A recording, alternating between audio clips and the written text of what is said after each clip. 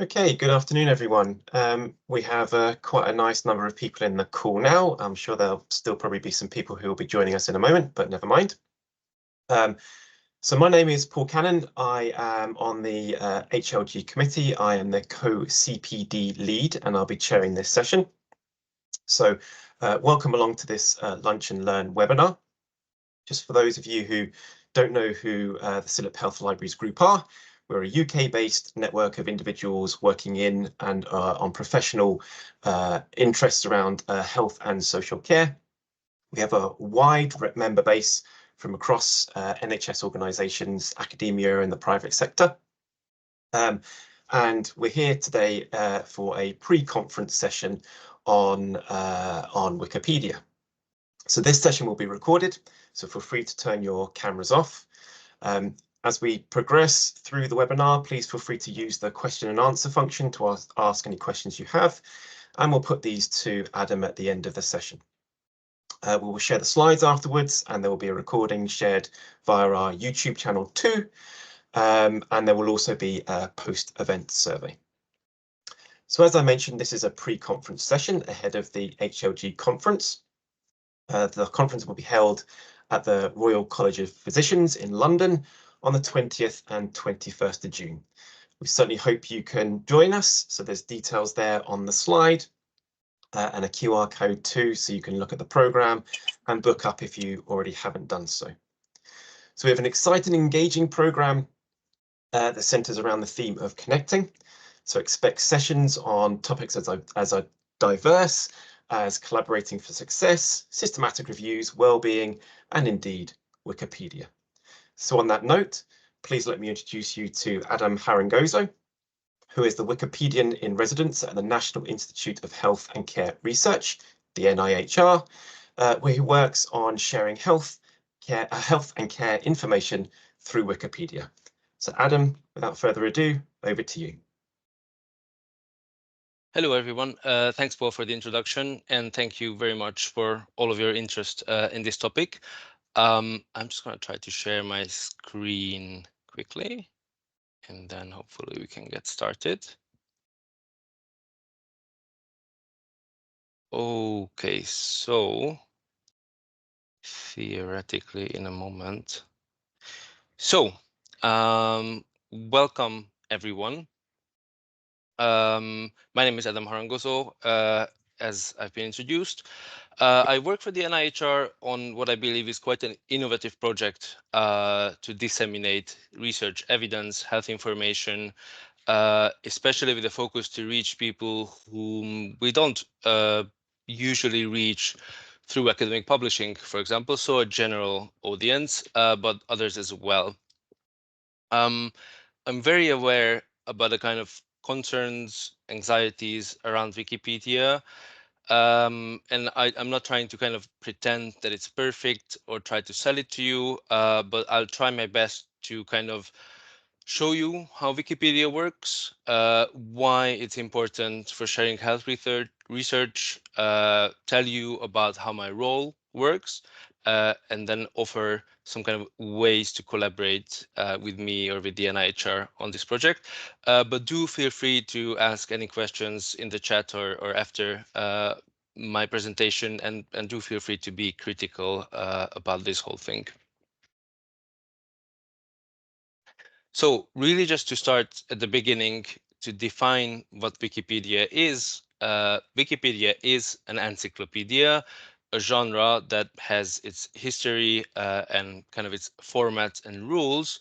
What it aims to do is to summarize high quality sources that are already out there and summarize them in an accessible language. So it's not for any kind of specialized audience, but it aims to be used by a wider audience. And we'll talk more about this kind of language and accessibility aspect of Wikipedia.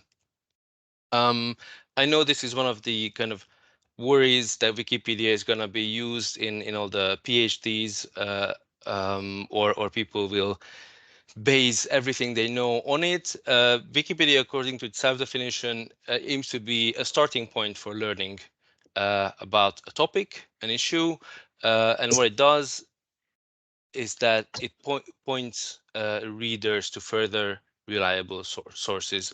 So it doesn't aim to be a definitive source of information. At the same time, to be realistic, it's important to note that for a lot of people, it's going to be the first and only place where they look for information, whether we like that or not. So it's important what they find there. A bit more background about Wikipedia. It is run by a non-profit organization called the Wikimedia Foundation. It is free to use Wikipedia, but also the content that you can find there can be reused in education and research in any kind of context freely. Anyone can edit Wikipedia, which is again a great site of worry around it. I'll tell you more about this, but in general, it's true that you can just go on Wikipedia and you can change the content there. We're going to be talking about English Wikipedia, but it's important to know that there are Wikipedias in more than 300 languages. For example, at the NIHR, it's important for us because we work with global health. So there's kind of opportunity to share evidence and information in other languages, local languages as well beyond English. But obviously, English Wikipedia is the largest Wikipedia. Each month, English Wikipedia's articles are viewed 10 billion times around the world. This data is from 2022, I think, but it is kind of a stable data, so you would see the same now. Obviously, that doesn't mean 10 million people. Around 800 million people in that month opened Wikipedia. You can see that the audience is mostly from the States, UK, India, Canada. Obviously, beyond that, many other countries which have their own language Wikipedia still use English Wikipedia because it has just a lot more content and usually better quality. There are around 6 million articles on English Wikipedia, so it is really a wide coverage. And to look at specifically the medical content of English Wikipedia, what we know is that each month around 100, so the medical articles of English Wikipedia are viewed around 150 million times each month. So in a year, nearly 2 billion times. This data is from 2021, but you can see the same in the following years as well. So really, we know that it is the most visited website for health information specifically, which I believe is important to know.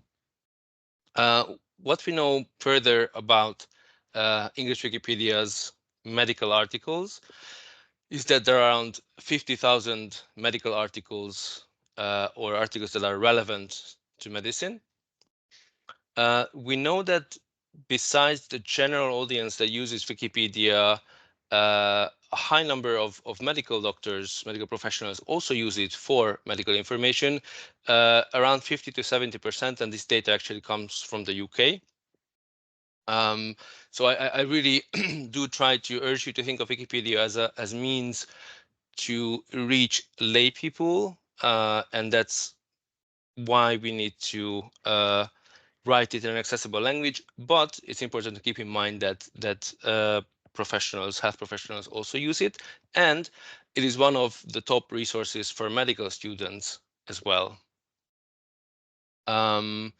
What we know about the medical articles on English Wikipedia is that they're in general high quality, actually higher quality than the rest of Wikipedia or other articles on Wikipedia. We know that they're reliable. Wikipedia has very good kind of strategies and models to fight misinformation. And during the COVID pandemic, there were many articles detailing how the kind of volunteer editing community fought misinformation on Wikipedia, which I believe is very important. These material articles, even though they're high quality and reliable, they're not necessarily up to date, or they contain omissions. So there's a lot of information that's missing. from these articles. And an important thing is that they're written at a college reading level. So actually, when I say that it's for a general audience, it doesn't really fulfill that role quite often because it's written in too complex of a way. Just to further stress the point of how important Wikipedia is for people looking for health information, what you can see here is a graph showing that each day the article on monkeypox, how many times it's been viewed in the time frame when the latest kind of outbreak happened. And as you can see, as it happened, a large number of people immediately turned to Wikipedia to find out about what monkeypox is, and you can see the same kind of graph or wave in the COVID article as well. So it's really the place where people turn to for health information. So as I mentioned, it's true that Wikipedia can be edited by anyone, but that doesn't mean that you can do anything on Wikipedia, that there are no rules and you can just go on Wikipedia and change anything. There are actually quite vigorous rules around editing Wikipedia. For example, just to mention a few that you need to write in a factual tone from a neutral point of view, because this is an encyclopedia and we're summarizing factual things, knowledge, not kind of theories or emotions or ideas, but what we kind of know about a topic. Very importantly, there is a policy called verifiability, which means that whatever we put on Wikipedia needs to come with a reference to a reliable source through which other editors or readers can verify where this information comes from. So if I just put something that I think about the world to Wikipedia, but I don't provide a source proving that this comes from an established source, it is going to be removed quite quickly. And there are other kind of mechanisms on Wikipedia ensuring that it stays reliable. I wouldn't go too deep in this, but beyond the policies that are expected from people editing Wikipedia, there are like automated bots that remove obvious vandalisms. People can be kind of restricted from editing certain articles. For example, if an article is hot in a way like COVID, then Wikipedia can say that only editors who have been editing Wikipedia for 30 days can edit that article. And kind of the core of this whole model is that there are so many users and editors on Wikipedia who are looking at these articles constantly or very often, that they see if there's a change in an article and they interfere quite rapidly. To give you a sense, the COVID article is watched by 2,000 people, meaning that they immediately get a notification if anything is changed in that article. So there's a high chance that they will immediately remove any kind of bad willed content that's in there. So about my role, which is called Wikipedian in Residence. Originally, this role was invented for cultural institutions to facilitate between them and Wikipedia, and in a way facilitate sharing the kind of cultural heritage, digitized cultural heritage that they're sharing, that they're storing, sorry. But in recent years, this kind of role has been employed more and more in institutions which focus on research as well. You can see a few examples on the screen, what organizations have employed this role.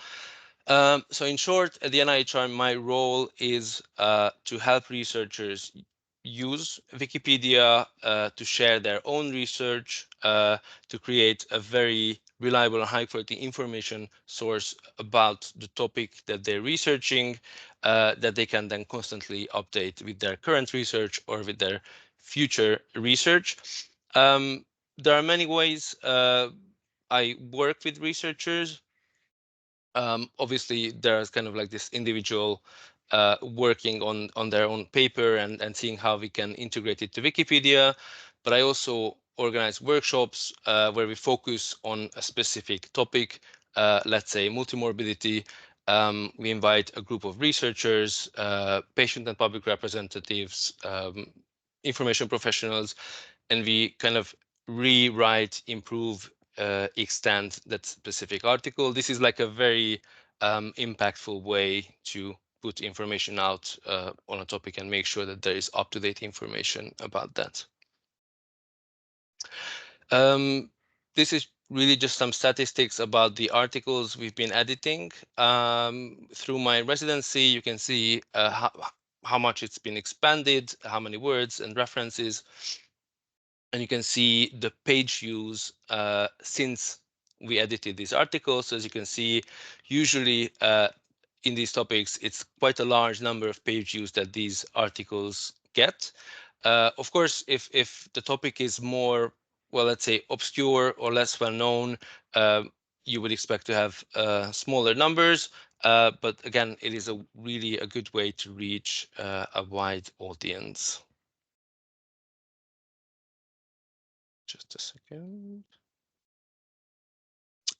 Yes.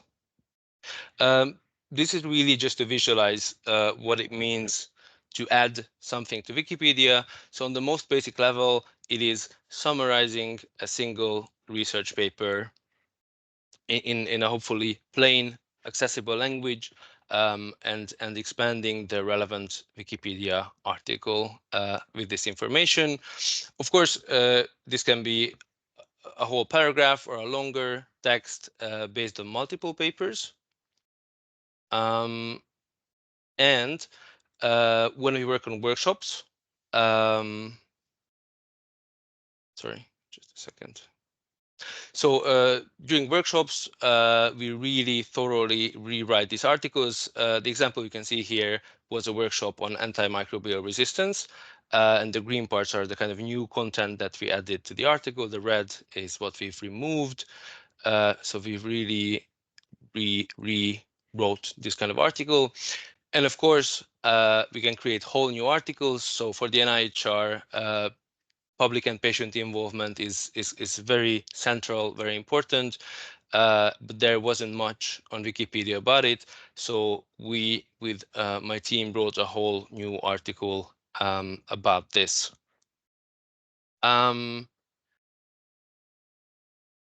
So what I believe Wikipedia can offer for you working in libraries or around libraries is that you can work work on sharing evidence-based health information in a way that is accessible for the wide range of audience, and put it where they're looking for it.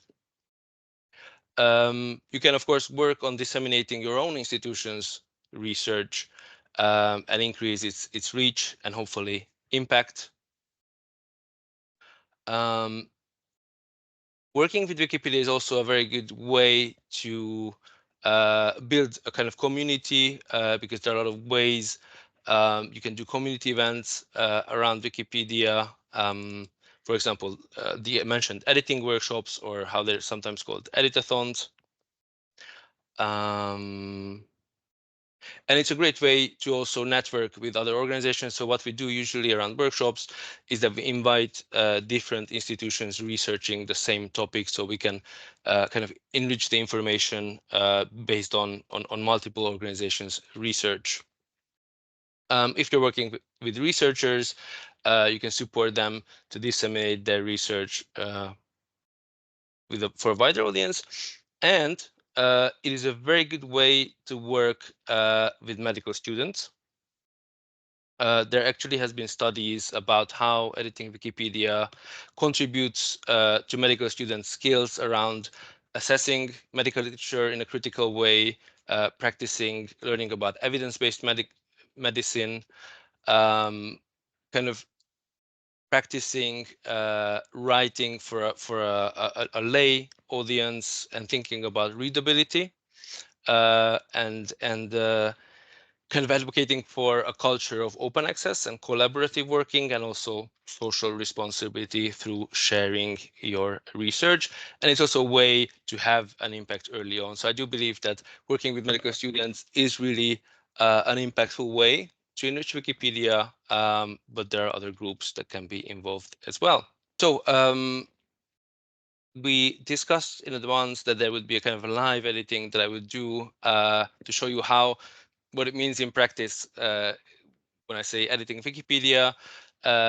And I believe there was a vote and people chose the article on health literacy, which is, I think, a great article.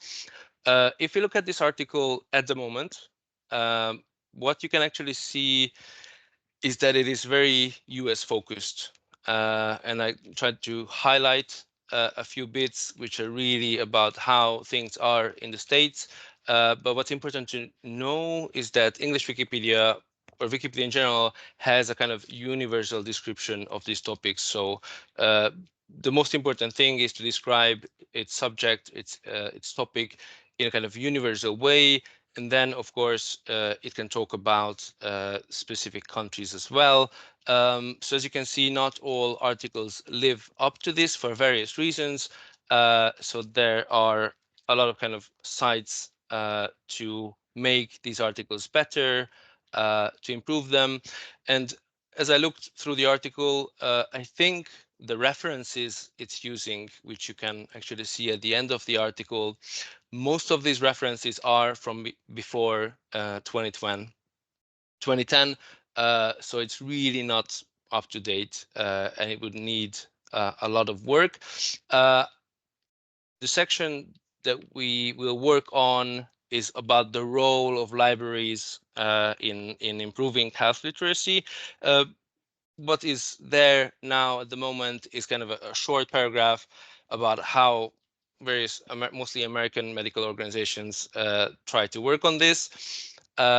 So really, of course, this is not the kind of whole process I'm showing you because I prepared the article, but how it looks like, for example, when there's a workshop editing Wikipedia, is that we usually work in a Google document version of the article, a collaborative document, and everyone kind of adds their changes in this Google document. So as you can see here, I wrote these 3 paragraphs and I included the references, the sources that I've used. I already transformed this, so to speak, to a Wikipedia version. This is what is called a sandbox. Every editor has it. It's basically your own kind of space where you can learn how to edit Wikipedia, write drafts before you add it to the live articles. So as you can see, here's the same text, but I've already added the references to the relevant parts. And I've added these so-called wiki links, which link to words or expressions that the reader might want to know more about. So editing Wikipedia is very straightforward. Really, the kind of work that it needs is writing these texts based on the references, based on the sources. But the actual editing I'm going to show you, it's going to be very straightforward. So I'm just going to copy this pre-written text. This is the health literacy article. I'm going to go to the part which I want to change. And in this case, so when we edit Wikipedia, we try not to just erase everything that's there and just put our own kind of information, because it is a collaborative work. So it's very important to keep what's there if it's good. Of course, we can remove anything that is wrong if it happens, or just not written in an accessible way, or that we need to update. In this case, I'm going to remove this paragraph. I used, I think, 2 sentences from it in my own text. So basically, I'm just going to put my text here.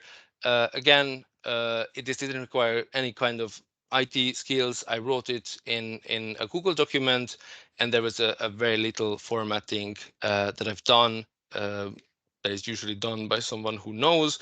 So basically, it's here with the references, and I click on Publish Changes. This window that you can see is where you can share with our editors what you've changed in the article, so they have a kind of an overview what happened. So I'm just going to write expanded this section, and then you click Publish Changes, and it's there. Now, if I would have put something there that is that doesn't fit Wikipedia, then most probably in a few hours, in a day, other editors will either remove it or alert me that this content needs changing because it doesn't fit Wikipedia. Yes. So, sorry.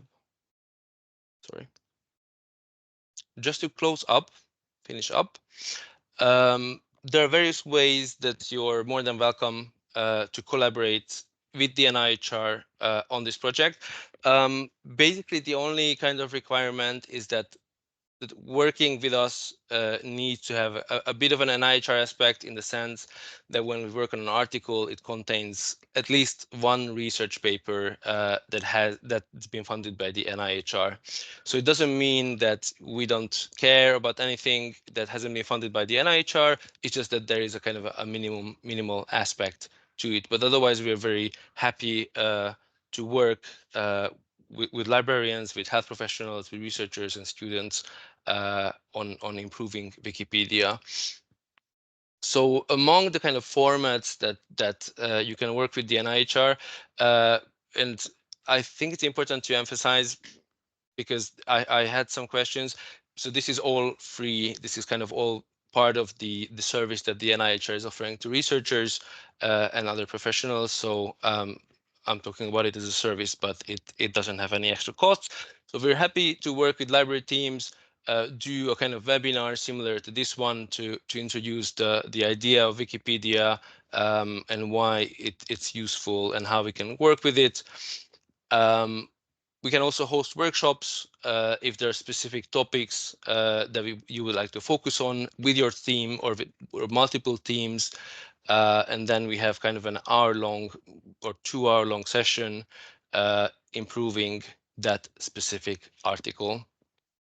Of course, if anyone is interested in how to edit Wikipedia themselves, there's also an option to learn how to edit Wikipedia, because at the workshops, as I mentioned, usually we're working just on a Google document version to make things simple, and I do the editing myself. But I'm very happy to teach anyone how to edit Wikipedia. It is really a simple thing. And we're very happy to work with you on potential educational assignments, so to teach students how to edit Wikipedia or how to enrich Wikipedia. Thank you very much. I hope I didn't go through the slides too fast, but I'm very happy to listen to your questions and answer to them. Thank you ever so much, Adam. That was really insightful. And certainly from my academic librarian perspective, has given me plenty of food for thought. There are a few questions in the chat, so I'll pass over to my colleague Hong An, and we'll start getting those answered, hopefully. Great. Yes, there are already questions coming in, so I think your session has inspired quite a lot of questions and thoughts. Let's start with this question, which is, I read that the majority of Wikipedia editors are white men. Do you think that this has an impact on the content of medicine and health articles? Thank you. This is a very important topic. So Wikipedia does suffer from a kind of diversity issues in that most of its editors are white middle-class men. And Wikimedia Foundation behind Wikipedia does think and work a lot about around this issue, how to make kind of the editors and of course the content more diverse. And it does affect the content. it does make it less diverse. The example I remember is that we had a workshop on atopic dermatitis or eczema, and the pictures that were in that article showing the kind of symptoms of this skin disease were all about white people. And actually, there is a difference in how these symptoms can be spotted or how they look like in other skin colors. So I do think it affects maybe less than other articles. I'm actually not sure about that. So there is really room to involve information around that. For example, especially qualitative studies that address this. So it does affect Wikipedia. It doesn't make it unreliable or bad quality. Again, it's something that is missing from it. And I think like the example that you've picked on there with skin conditions, it kind of really mirrors what is happening in the evidence at the moment. I think during the pandemic, there was like a crowdfunded project that was led by people of colour to try and kind of correct that bias. So yeah, again, I think it's kind of mirroring what is happening more widely in research. Thank you. So someone else has asked, would you be able to kind of talk more about how to help people disseminate their research on Wikipedia without kind of violating that conflict of interest boundary that is in place? So conflict of interest is another policy around Wikipedia which asks people not to add information that they have a conflict of interest with. So researchers shouldn't add their own research. Originally, of course, this wasn't about research. It was to ensure that, let's say, Coca-Cola doesn't employ people who then rewrite the Coca-Cola article and say that it's the healthiest drink in the world. This is why it's useful to have the role that I'm in, or work with me, but so not necessarily me, because it's a kind of role that facilitates between the researchers wanting to add their own research in Wikipedia and makes sure that all the kind of policies are followed. What I would say is that the problem is not if you add your own research. The problem is that if you add it in a way that kind of misrepresents its weight and its findings, and it's written in a kind of promotional language, which is, I'm not assuming this about anybody, but obviously it's more easy to fall into this if it's about your own research. So this is why it's good to have a kind of facilitator between you and Wikipedia. Great, thank you so much. Following on from that kind of more, I guess, practical related question around using Wikipedia, I wonder if we can come to Richard Price, who had a question because he's quite interested in starting to build a wiki. Richard, are you still on the call? Thank you, Hong An. Yes. Hi, Adam.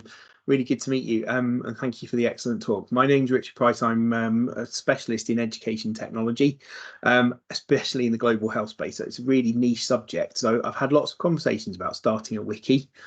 The reality is I don't know whether that's the right approach and whether it's better to curate what's already on Wikipedia and maybe sort of edit articles and add new articles, or whether we go completely separate and kind of go down the sort of fan route and have a really sort of niche discussion topic. But I don't know where we would start if we were to do that. Just to give others a bit of context, so when Richard says that start a new wiki, wiki or MediaWiki is kind of the engine that Wikipedia runs on. Maybe you've seen that it's possible to create completely different Wikipedias, I don't know, around a TV series that you like, so that there's no limit of information that you can put on. And some projects or institutions choose to kind of host their own wiki engine and create their own rules, their own content. Obviously, this is different from Wikipedia. It is a lot smaller for their own audience. So I think the question, what's important to consider is if you want to reach a very wide audience while following Wikipedia's rules. So for example, on Wikipedia, you won't be able to say, to give medical advice, to say that you need to take this many milligrams of a specific medicine. because that's not the kind of function and role of Wikipedia, and it of course doesn't want people to go there instead of their GPs. If you want to have your own content, follow your own rules, but obviously have a more specific audience that you can reach, then of course you can create your own Wikipedia. Feel free to contact me about this. I'm happy to help further. Thank you, Adam. No worries. Brilliant. Thank you, Richard. There have been a couple of questions on what is quite a hot topic at the moment. I'm sure not only in the library space, but in other industries as well. And it's focused on AI and whether there are any moves in terms of using AI technology for the generation of articles. Will editors be able to use them? There's a lot of potential. We've already seen in AI being able to kind of summarize and synthesize information. So yeah, where are Wikipedia on this? And from your point of view, what are the kind of pros and cons, I guess? So I'm not an expert on AI, so I really can just share my opinion, and this is not the kind of stance of how Wikipedia is at the moment, and I'm quite concerned about the negative possibilities of AI. Wikipedia, as far as I know, does kind of try to engage or think about how AI can be used, but not in the sense of replacing editors or writing Wikipedia articles, because it is a very important part of Wikipedia that people use their own skills to kind of write accessible articles, to decide based on policies what is a reliable source. So there's no kind of automation that will take Wikipedia editors' place. But there are tools that I've seen that people are trying to develop. For example, AI looking at Wikipedia articles to see what statements or information are not supported by references. So kind of aiding researchers in making Wikipedia better.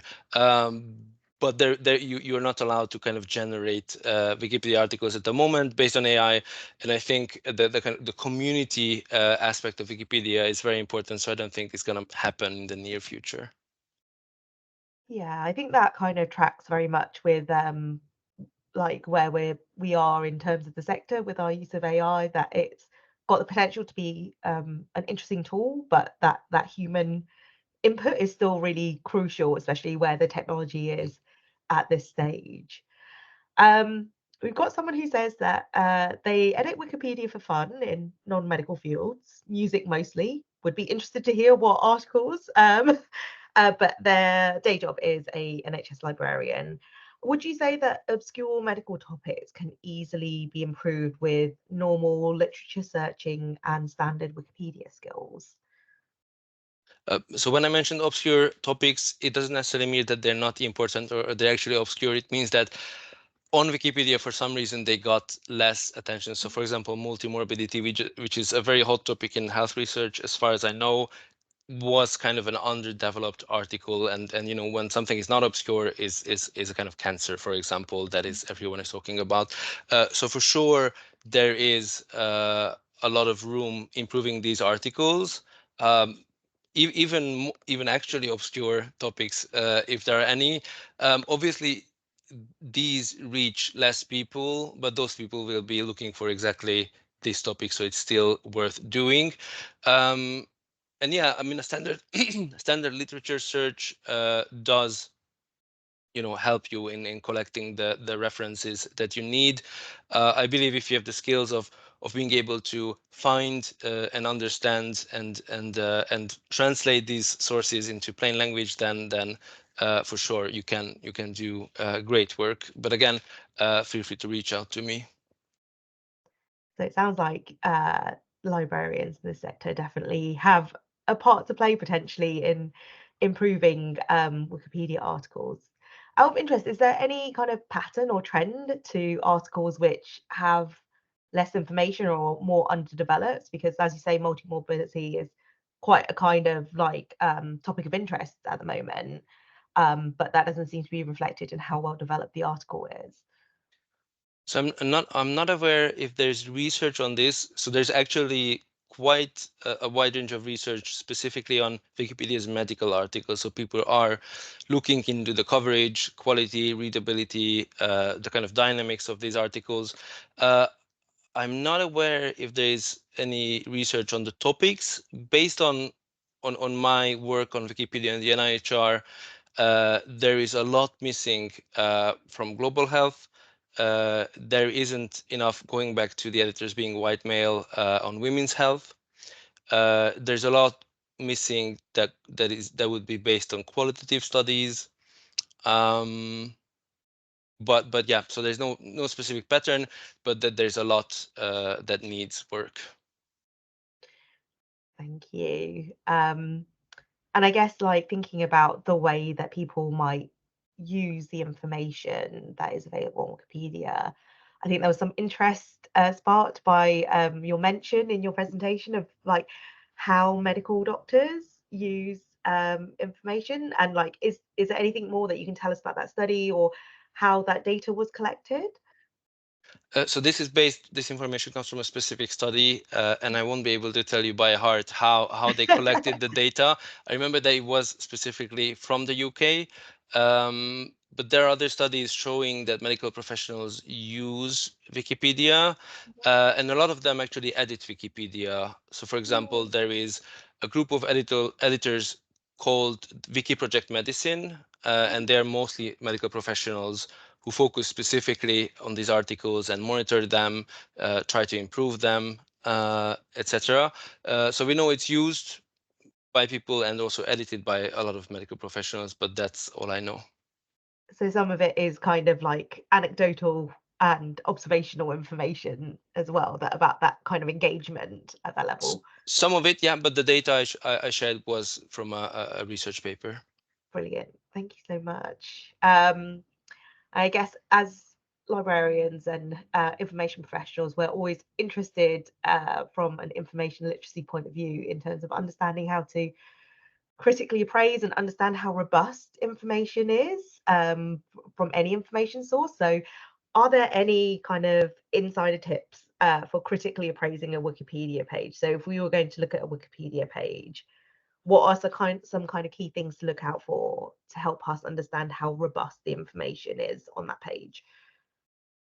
That's an interesting question. So obviously, if you're looking from a professional kind of perspective, then it's comparing it to what you know about the topic. There is a specific tool which can analyze Wikipedia articles and tell you how readable it is on a scale. So that is a very useful kind of tool to see if there's work to be done in rephrasing the article. Otherwise, what I would do is look at the references and see how old they are. So, for example, in the health literacy article, you could see that from the last 10 or maybe even 15 years, there isn't much there. Otherwise, there are really a lot of studies assessing certain medical topics or areas on Wikipedia. Most of these found that they're high quality or on par with university resources. Yeah, I think it's usually what makes sense is to connect assessing these articles or appraising these articles with improving them. But yeah, it depends on what your goal is. And I guess the great thing about Wikipedia is that generally speaking, like it's really easy to kind of connect the reference that, you know, part of the article is kind of making a claim on. And I don't know if people have noticed, but sometimes, you know, particular parts of Wikipedia articles are flagged saying like that, like some substantiating information is needed to support that part of an article. So it feels like quite transparent in that sense, where, you know, like editors have flagged that more information is needed to bolster the strength of an article. Someone has asked a bit of a wiki nerd question. What do you think about the good article, featured article status, and are they helpful with medical articles? I think so. So what this is about is that the editors of Wikipedia can vote on articles and flag them as being and so rate them on a scale about their quality, their completeness, readability, and then the kind of highest grade is a quality article, and on the main page of Wikipedia they show a kind of selection of these quality articles. I think it's a useful kind of thing to show people how an ideal Wikipedia article looks like, and to kind of inspire editors to make other articles better and to realize if they're missing something. So they're very useful as a comparison for other articles, I think. That's great insight. So it's kind of holding up a standard of, what a great Wikipedia article looks like. Someone said in the Q&A that as a librarian, they've had some criticism for referring to relevant library content in Wikipedia. And they're just wondering if the same will happen if they add research by institutional researchers to Wikipedia. So they just wanted your thoughts on this. So the medical kind of editors on Wikipedia have relatively strict rules about what sources they accept. This is mostly peer-reviewed research papers, academic textbooks, and if you use a link that leads to your institution's website, I think it's easy for people to assume that in a way you're doing that to promote your institution. And I'm not saying that you've done this, but of course, editors won't know the reason for this. So I think that was behind why they might have flagged that resource. But if you're using research to support your statement on Wikipedia, even if that research comes from your own institution, that is going to be fine. But again, there's this conflict of interest aspect, and it's either best to work with someone, or there's also a way to state your conflict of interest, saying that I work for this and this university or library. Please have a look at my work. I don't mean to promote blah blah blah, but contact me if you have any issues with what I've added. And I guess from a kind of influencing point of view,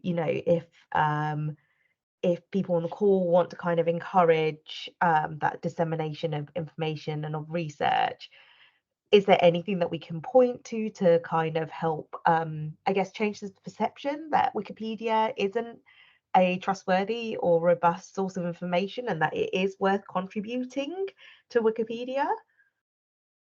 That's a very good question.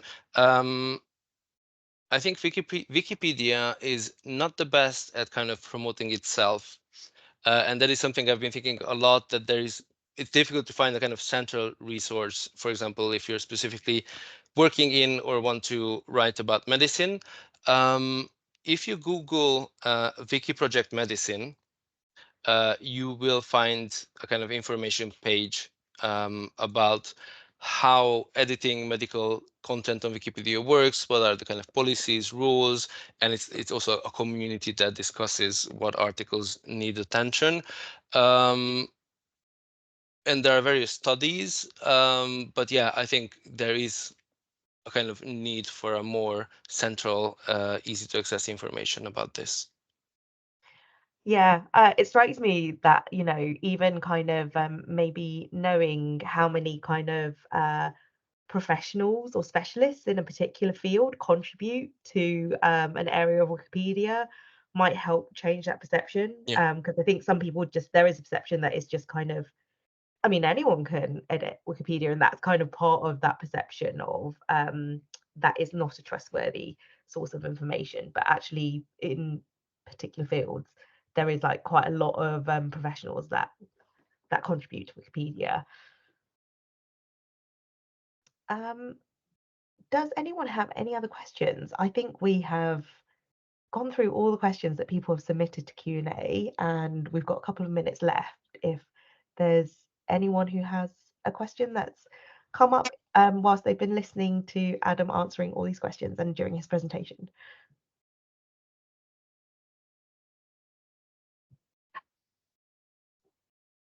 Can I, as a chair, then just come in, Adam, and just say thanks ever so much for that? in terms of the next steps then, in terms of, well, people wanting to kind of take this forward themselves, but also looking ahead to our conference itself, what are the next steps for people coming to the conference? Book if you haven't, just to whet their appetite a bit.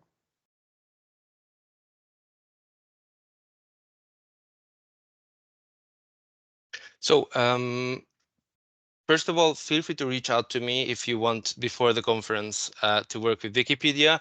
Otherwise, at the conference, we'll be running a hands-on session. Well, we'll be working on the health literacy article.